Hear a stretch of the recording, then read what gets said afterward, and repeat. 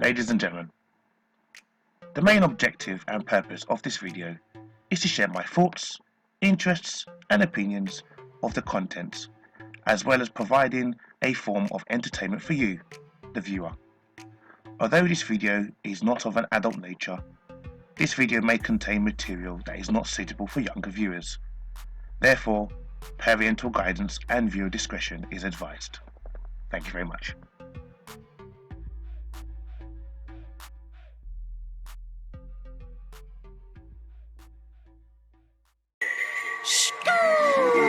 Bad girl, I'm a nice guy. Liquor in my cup, I gotta really toughen up. Yeah, nurse strap. Hey guys, how is everybody doing today? Manlykefresh here with another WWE prediction video, and it is for the last pay-per-view of the year, WWE TLC Table, Ladders and Chairs. This pay-per-view's got about 6 or 7 matches that have been advertised on it. Maybe this Friday, after Friday Night Smackdown has aired, a few more matches will be added onto the card. And as this is basically the last pay-per-view of 2019 and we're going to get into the festive spirit in a couple of weeks, let me quickly round up all the matches that I believe are going to happen at this pay-per-view. So then you won't have to hear my voice anymore for the rest of this year, and you can just enjoy the rest of your Christmas without hearing Manlykefresh's voice. So without further ado, let's get down into the matches that are listed on this pay-per-view, and I'll give you my predictions of what I think could possibly happen in each match. So here we go.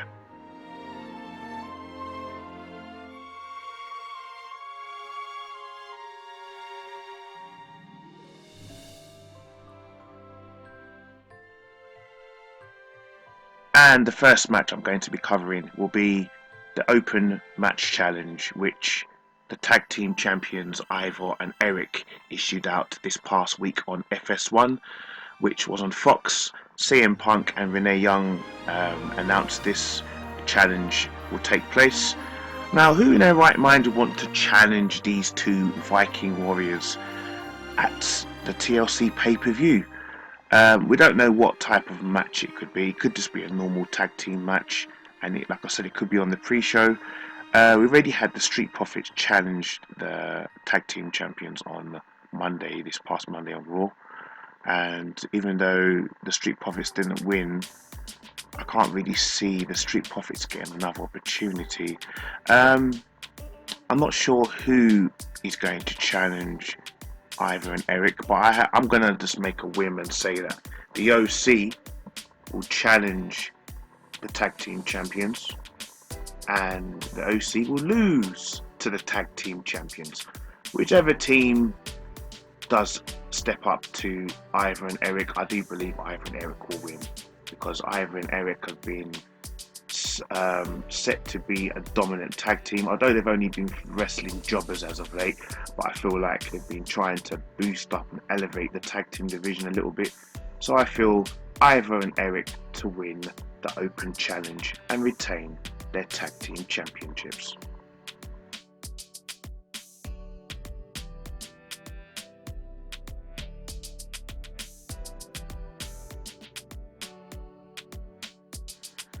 And we have two of the best athletes in WWE right now. We have Aliester Black taking on Buddy Murphy.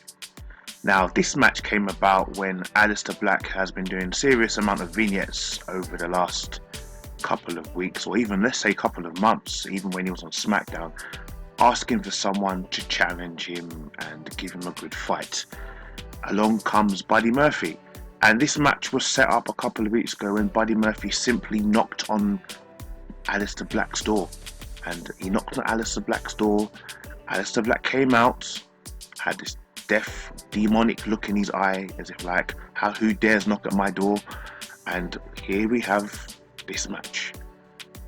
Both of them have had their own respective matches, and they've been winning their own respective matches, and I am really looking forward to this contest.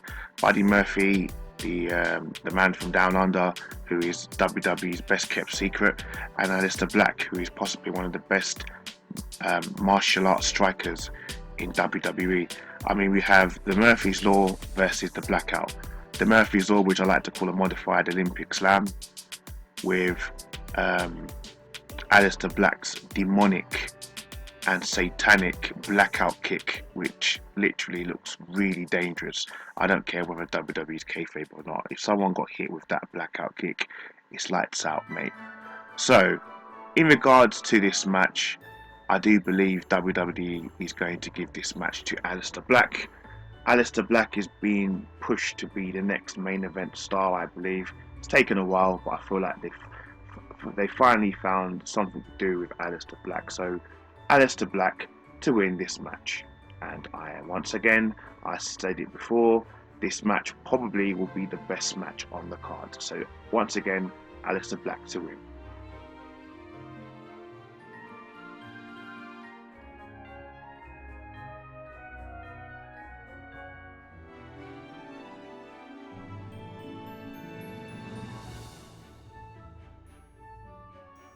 And we now have Rusev Day versus Lashley, who is also with Lana. So, when this rivalry first started, about 6 weeks ago? About 6 weeks ago on Raw, when this rivalry first started, when we found out that Bobby Lashley and Lana were having an affair, and Rusev apparently had got someone pregnant, hence why Lana left him, and we now discovered that Rusev is a sex addict. I just thought this storyline was a piece of shit, personally. Yes, I said it. I swore. I thought this storyline was a piece of shit. I was like, what is WWE thinking? But then as the weeks have gone by, I've been appreciative of this rivalry. It's been consistent. Yeah, it's had a little bit of downturns which have made it a bit a bit cheesy, but Rusev has finally been getting over again with the fans. Lashley's been able to show how good he is in the ring, and I feel like this is giving them all three something to do. I mean, I don't want this rivalry to end just yet, because I feel like if it should end now, it's just gonna be stagnant. So I'm gonna go on a whim here and say, even though this is a tables match, I've never made a prediction like this before, but I think maybe both Rusev and Lashley will go for the table. What could possibly happen is maybe Rusev is about to do a powerbomb or a suplex on Lashley for the table.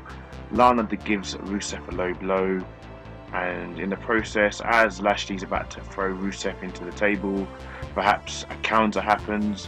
Both men go through the table and it ends on a no contest. So both men go through the table and it's a no contest, meaning that this rivalry can go on a little bit longer, possibly up to the Royal Rumble, and that gives them something more to do, and it makes the rivalry last a bit longer, and it helps both men get over. So once again, this match probably will end on a double count out or a double whatever.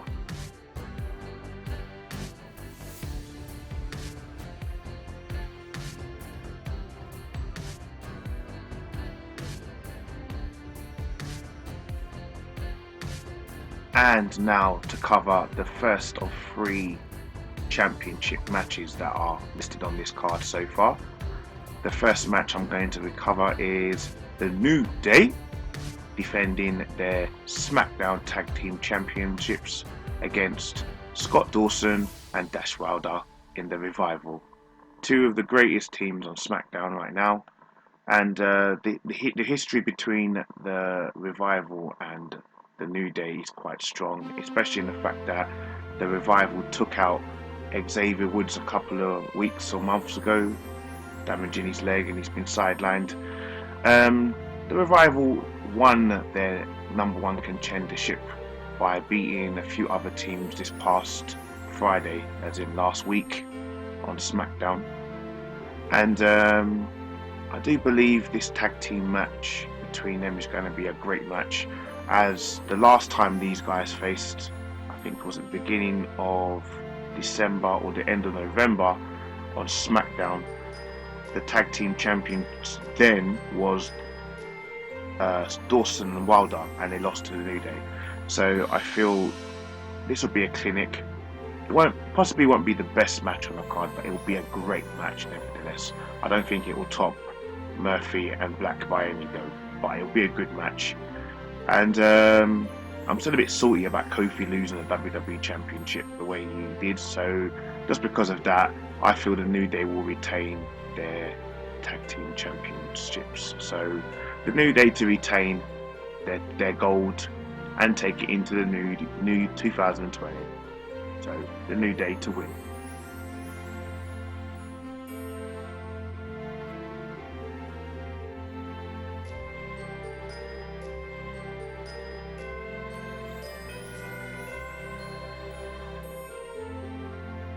And we come to our second champion match of the night, and I think it's the only women's match on the card so far. Once again, that could possibly change this Friday on SmackDown, or there could be some other matches that could be added on the actual night. But this match is involving the WWE Women Tag Team Championships. The Kabuki Warriors in Kairi Sane and Asuka will be taking on the Raw Women's Champion in Becky Lynch and the 10-time ex-Women's Champion in Charlotte Flair. And these four women will be duking it out in a TLC table, ladders and chair match. The Kabuki Warriors have been on a good roll since they become tag team champions a few months ago when they defeated Nikki Cross and Alexa Bliss. It's kind of the fresh air that they needed, especially for Asuka, who Asuka fell from grace to grace in such a heartbeat over the last few years. I do believe Asuka and Kairi Sane have been dominating Charlotte Flair and Becky Lynch respectively, hence the reason why Charlotte and Lynch have put their differences aside to challenge for the tag team championships. Asuka and Kairi Sane are the perfect heels, and Becky Lynch and Charlotte Flair are practically like The Rock and Stone Cold Steve Austin, the Hulk Hogan and the Macho Man, the Bret Hart and the Shawn Michaels of the female and the current era. So I do feel though that because of Becky Lynch and Charlotte Flair's history together, they are going to win this match. I'm not sure if a TLC match is the same as a tables match, they have to go through a table to win, but either way, I do believe Becky Lynch and Charlotte Flair will be crowned new women's tag team champions. So Charlotte Flair and Becky Lynch to win the tag team championships from the Kabuki Warriors.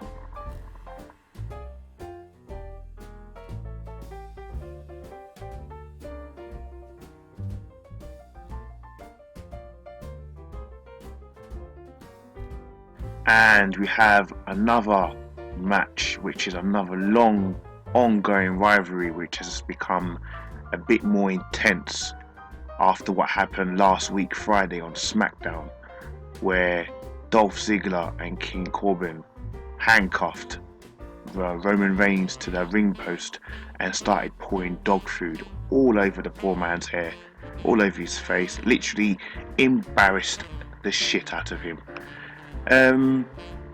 Say what you want to say about the Roman Reigns and King Corbin rivalry. Yes, it has dragged on a little bit and it has got slightly boring in terms of physicality, but say what you want about King Corbin. King Corbin, to me, I have a newfound respect for him, and the reason why I have a newfound respect for King Corbin is, for one reason, is King Corbin is possibly one of the best heels WWE has right now.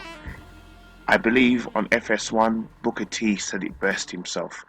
There has been no heel in the modern era after Vicky Guerrero to generate the amount of heat that King Corbin has.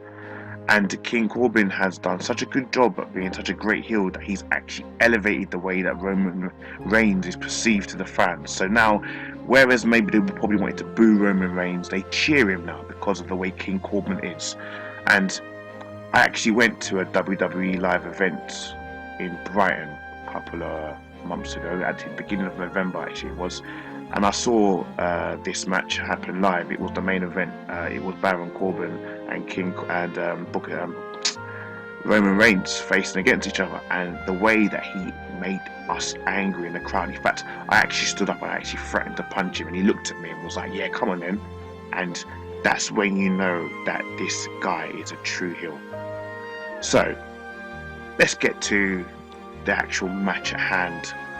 I feel, based on what's happened to Roman Reigns over the last couple of months in regards to Baron Corbin, this back and forth rivalry, I do feel, even though what happened to Roman Reigns this past Friday was very, very embarrassing to him, I don't feel that's going to be the real issue to help Roman Reigns win this match. I mean, at the end of the day, the go home show of Smackdown hasn't aired yet, so whatever happens at the end of that show will determine who wins. I feel at TLC, I'm going to go on the winner on Friday night Smackdown. Roman Reigns is going to get his revenge. He's probably going to beat the crap out of King Corbin and Dolph Ziggler, and when comes TLC, Baron Corbin will find a way to win the match. So I feel this time around, this pay-per-view, Baron Corbin to win the match. And this match will be contested in TLC rules, just like the Women's Championship match was. So expect this match to be physical, brutal, and hopefully someone will go through a table. So once again, King Corbin to win.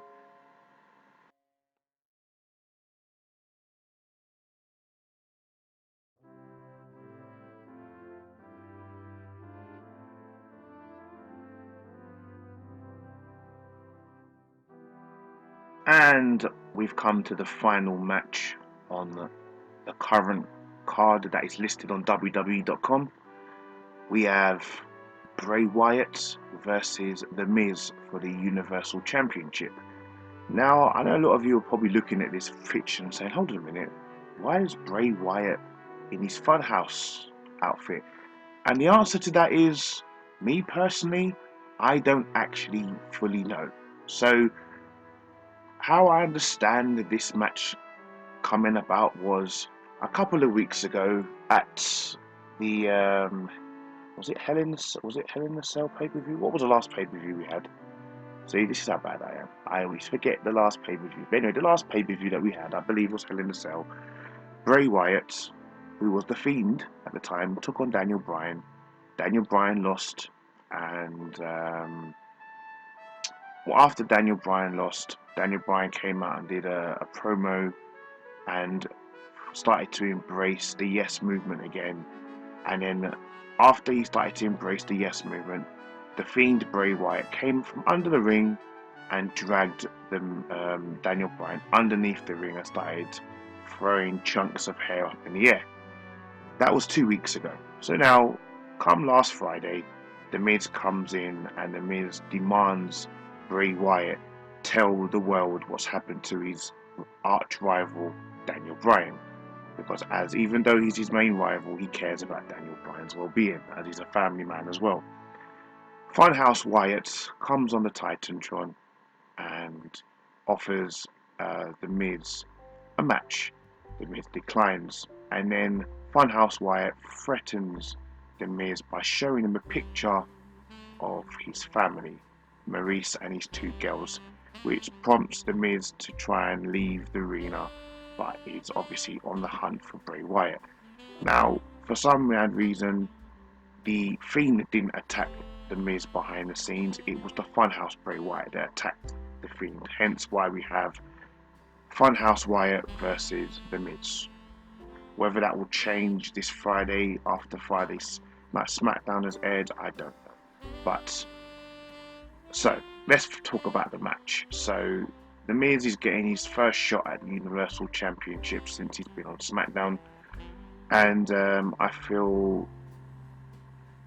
the reason maybe why they've made Bray Wyatt face the Miz is because kayfabe wise, Bray Wyatt is not strong like the Fiend, so without the Fiend powers, it makes him a bit more vulnerable. So I reckon maybe the Miz may start attacking Funhouse Wyatt and start maybe dominating him, because if you remember clearly, when Bray Wyatt was feuding with Seth Rollins on Raw, when Seth Rollins went to go and burn the Funhouse down, Bray Wyatt wasn't really all powerful like he would be if he was the Fiend. He was kind of scared.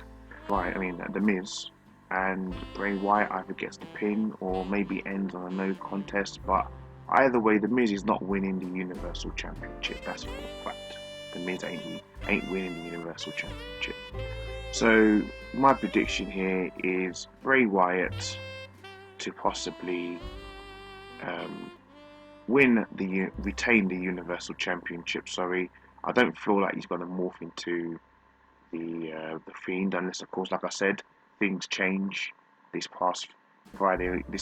coming up Friday on SmackDown.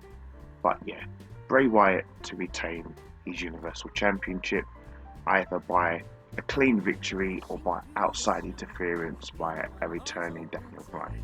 So either way, Bray Wyatt to win.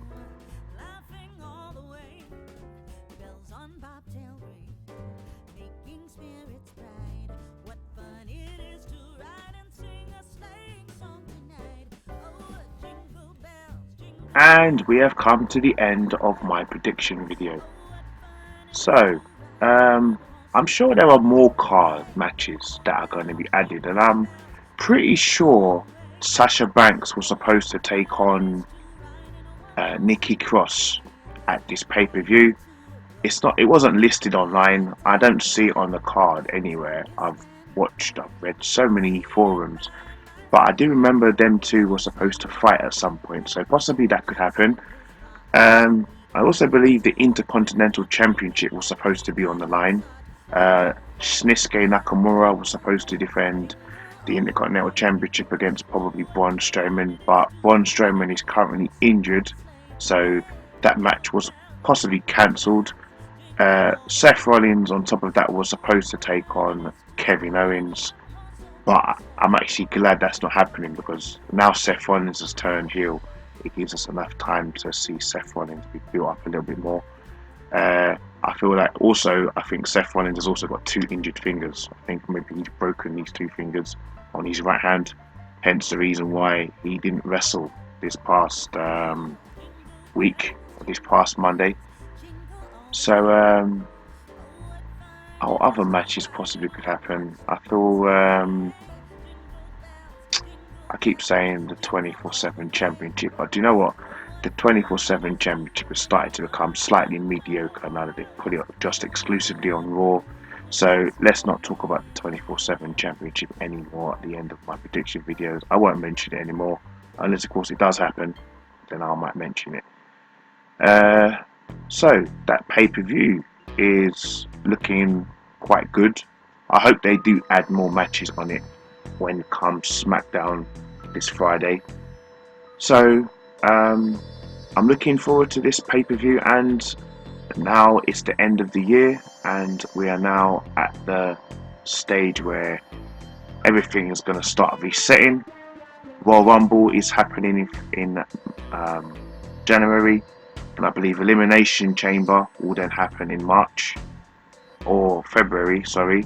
Then we'll have a pay-per-view before WrestleMania, then WrestleMania. So everything is looking quite stacked. And on top of that now, I don't know if anyone knows this, but when the Royal Rumble comes back around, it will officially be a year that I started making proper YouTube videos. So I just want to thank all my friends and family and my fans that have been supporting me through all this. Though it hasn't been that many views that I achieve on my videos, it has generated a little bit of attention outside. So hopefully, after my 1 year of making videos, I should be able to now branch out and do what I like to do and create anime videos, more WWE videos. Hopefully maybe I might start using social media to promote my channel so it gets more views, gets more interaction. I can finally make some money from my YouTube videos. But yeah, that is everything TLC Manlykefresh 2019 and fan base related done. So that's my end of topic, end of discussion, and end of video. So ladies and gentlemen, if you're watching this video on YouTube, would you like to subscribe, like the video, share the video, hit the notification bell so you can be notified of any future videos I have coming. And if you're watching on DAILYMOTION, which is my other channel, please like the video, follow the video, and share it with all your friends and family. Ladies and gentlemen, it's been a pleasure. I wish you all a Merry Christmas and a Happy New Year in advance. Enjoy this Sunday's pay-per-view, and I'll see you all next year at the Royal Rumble. Bye-bye.